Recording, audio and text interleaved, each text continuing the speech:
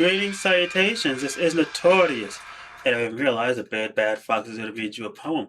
This one's entitled "The Year of the Twilight." This was inspired by Dark Sly Z.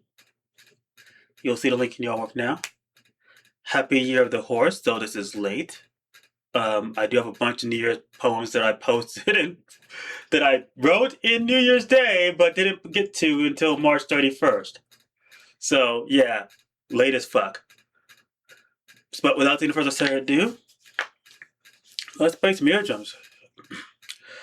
A new year, a new reason to fear, the embodiment of magic unleashed like a beast let off her leash, prowling, howling to the twilight star that allows her to roam free. Can't you see that devastation is the first step to creation, to creating something beautiful and new? Only if you knew that truth, then you wouldn't be so welcoming to the idea of starting anew.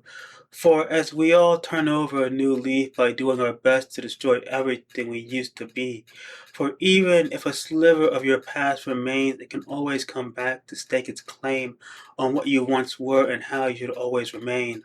So why not embrace the tragic ball known as the world's end, this dance hall meant for the calamities of one's mentality, to frolic till it all has been destroyed, and all that remains are new hopes for a new identity to bloom and blossom into something, dare I say, awesome, and show the world that even chaos can entice as it invites all those brave enough to take that first step into the darkening eclipse to forge a new light. We'll see how that sounds. So this is Notorious. I'm out. Deuces. My crown away, I'll take my place, show it my face, whatever